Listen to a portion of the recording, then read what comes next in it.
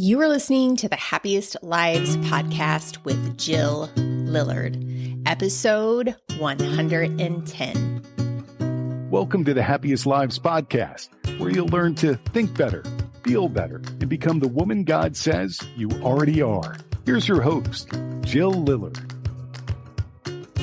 Hey everyone, welcome back to the Happiest Lives podcast. I'm so glad you're here today as we kick off a brand new series called Loosening Your Grip. We're going to talk about letting go of control and trusting God with those things you can't fix. We need to trust Him with everything because really without His help, we can't fix anything. Now, this is a series. It's really personal for me because if there's anything I've wrestled with and still wrestle with, it's control. I tend to fall into the white-knuckling that we talked about a few episodes ago. And maybe you can relate. We all want to be responsible. We all want to be wise. We all want to do our part. But sometimes, without even realizing it, we cross a line where responsibility becomes self-reliance. Now, self-reliance sounds like a good thing, but as believers, we know that the Lord wants us to rely on Him, that there's this intermingling of our relationship with Him and who we are. We know on our own we can do nothing. So instead of living dependent on God, we start living like it all depends on us. We say that we have faith, we say that we believe, and yet a lot of times we're carrying around this heavy burden of responsibility. So today we're starting with the simple truth that's both hard to swallow and incredibly freeing. You're not in charge, and that's a good thing. We're going to talk about why loosening your grip isn't failure, it's actually freedom, and why realizing you're not in control might just be the doorway to deeper peace. If you've been around me very much, you probably know I've dealt with chronic pain. You can kind of tell. It's actually more visible now than maybe it was before to people because a lot of the pain has seemed to settle in my lower back, my waist. And so if I'm sitting for any period of time, my back becomes so stiff and it's hard to get up. I feel like a very old person trying to go from sitting to standing. And in fact, I can't sit very long. As I'm recording this podcast, I'm actually standing. I like to stay on my feet most of the day.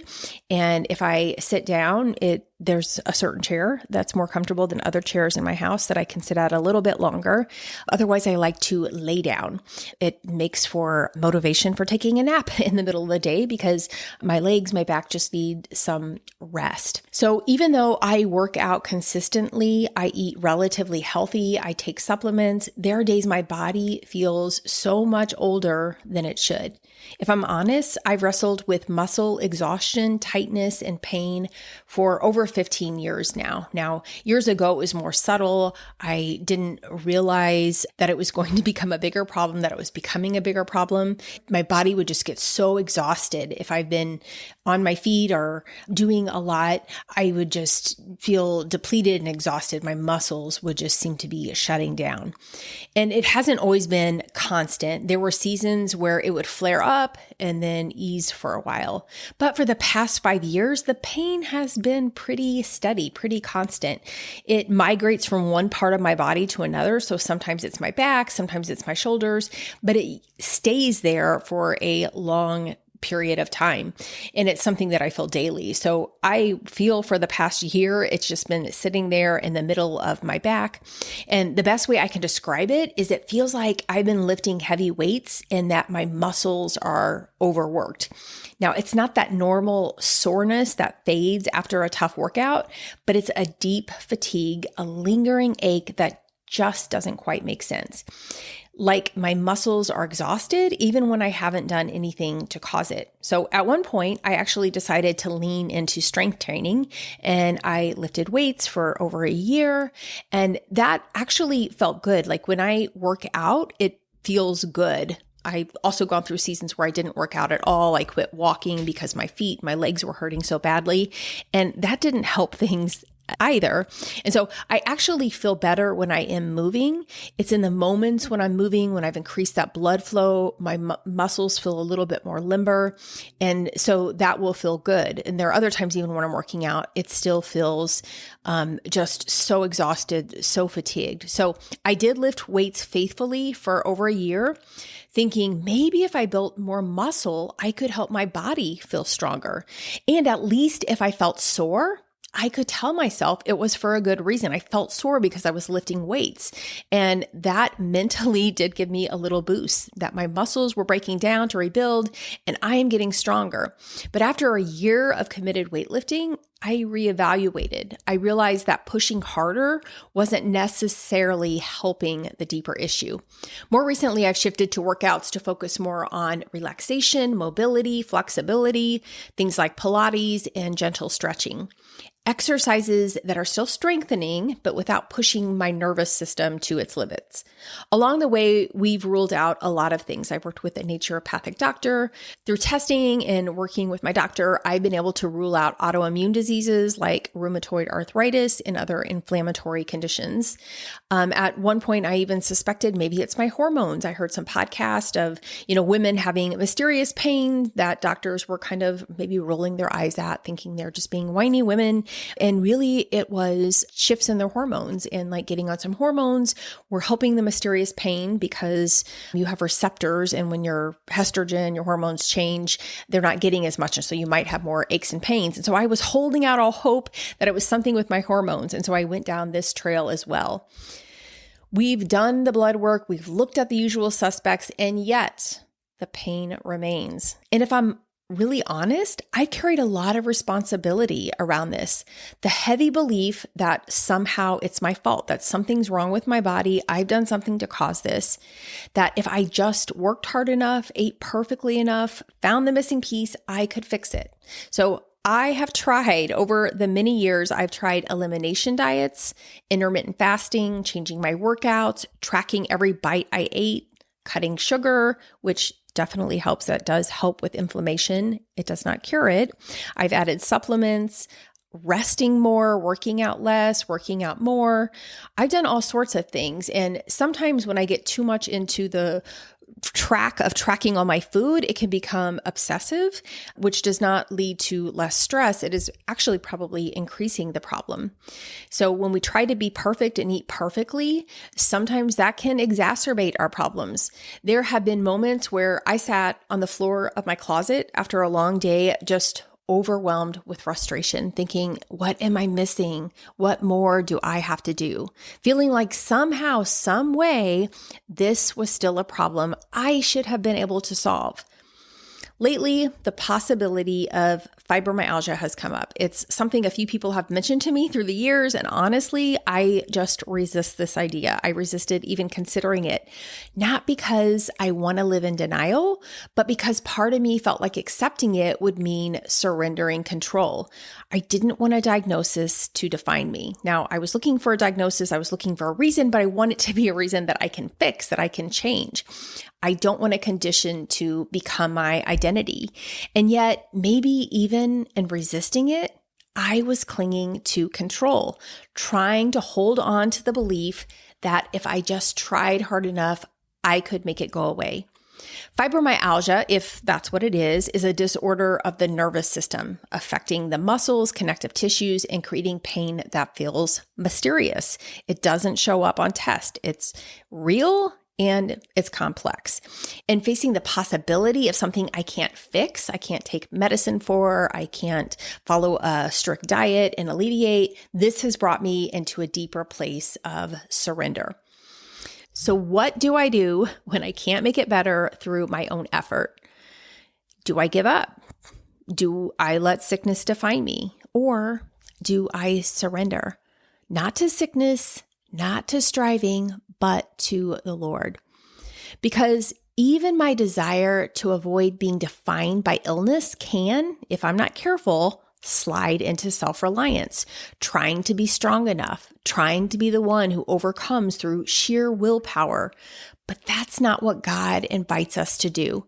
Scripture says, strenuously contend with all the energy Christ so powerfully works in you. He works in you. Colossians 1:29. It's not about giving up or becoming passive, and it's not about working harder to save yourself. It's about learning to rely, learning to partner with the Spirit, living with open hands instead of clenched fists. Because if we never come to the end of ourselves, we'll keep living like we don't need Him. and we'll miss the beauty of the very relationship we were created for. God doesn't break us to harm us. He breaks us to bless us. As I was talking to my mom about my resistance to this idea of fibromyalgia and just the struggle I've had with my health issues, and she has watched it, she shared this article with me about the story of Jacob in Genesis 32. And this story just captures it so beautifully. And she shared this because I was talking about my control issues. Like, I probably have control issues here that I don't want that diagnosis. I want to feel like I can fix it. And really, fibromyalgia, if that is what this is something that's caused by your nervous system. It's how you process stressors. And I like to feel like I'm a person who knows how to deal with stressors, and I should be able to regulate my nervous system perfectly. Well, in Genesis 32, this captures this issue of control, this issue of brokenness. We read that Jacob is facing the biggest crisis of his life. After 20 years, he's about to meet Esau, the brother he cheated and ran from. He's terrified. He cries out to God for help. And you might think God would swoop in, fix it all, make the meeting go smooth and safe, but he doesn't. Instead, God answers Jacob's prayer by wrestling with him in the dark, alone, all night long. Now, the meeting did go smooth, but at the end of Jacob's wrestling with God, he was in a position that he went into his meeting with his brother in a very humble state. And so he couldn't attribute any of the success in his meeting with his brother to his own craftiness. So as he wrestled with God prior to this meeting, he was in the dark, he was alone, and he was there all night long. Can you imagine? You're already bracing yourself for tomorrow's battle. And instead of comfort, you find yourself flat on the ground, struggling in the dirt, grasping for breath, fighting an invisible enemy. And at the end of the wrestle, God touches Jacob's hip and he cripples him. Suddenly, Jacob's strength is shattered. He can't fight. He can't run. All he can do is cling. And it's that clinging out of weakness that brings the blessing. Jacob wasn't blessed because he's outsmarted by his brother. He wasn't blessed because he strategized better. He was blessed because he finally stopped striving in his own strength and clung to God instead. And God gave him a new name, Israel, he who strives with God. Not he who wins by manipulation, not he who controls outcomes, not he who clings to God and overcomes, not he who strategizes. Jacob limped away from that night changed, weaker in his own strength, but infinitely stronger in God's. And here's what we have to remember. Your life, my life, it's this mysterious, beautiful overlap of two realities. On one hand, we have free will. We're responsible. Scripture calls us to work diligently, to make wise choices, to walk faithfully. We're invited to steward our lives well. And yet, at the very same time, God is sovereign over all of it. He sees the end from the beginning. He is never surprised. He is never out of control. Nothing can thwart his purposes.